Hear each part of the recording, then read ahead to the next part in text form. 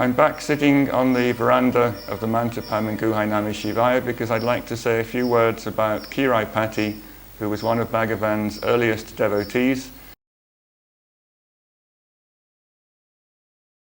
She kept him fed for many years before the other ladies such as Eshamal and Mudalia Patti came along around 1907-1908.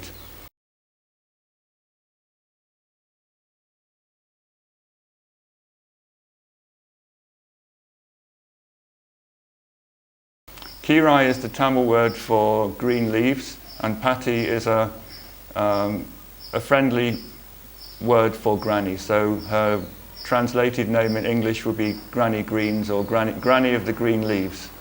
Every day she would go out and collect edible leaves from the hill, and she would cook some kind of lunch, take it to Bhagavan, feed him, and then share the meal with him after he'd taken the first portion. She did this for many years, and when in summer there was no food available on the hill, she would beg in town, say that she was supporting Brahmana Swami on the hill.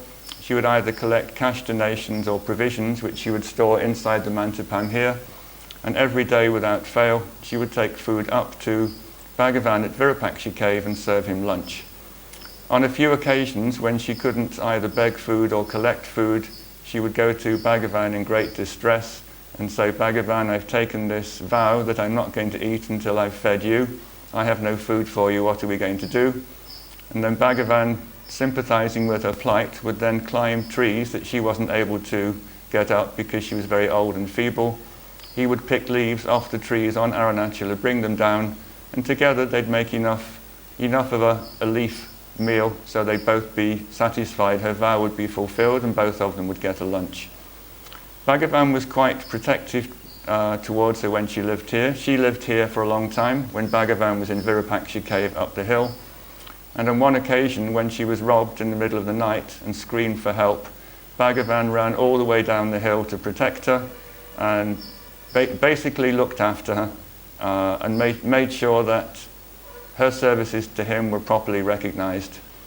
Keerai Patti continued to live on the hill, and she passed away some point in the early 1920s, and her body was buried opposite the Dakshinamurti shrine in front of where the Morvi compound is, and probably about 3 years later she was reborn as the calf Lakshmi and ended up coming back to Bhagavan into Ramanashram.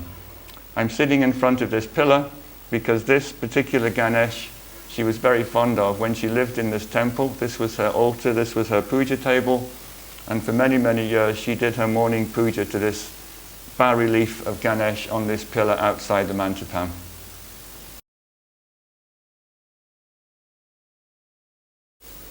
When Bhagavan was staying here around 1902, he discovered some ancient palm leaf manuscripts inside this Mantapam. In centuries gone by, literary works were recorded on palm leaves, which are long strips of coconut leaf, maybe 2 feet long and very narrow.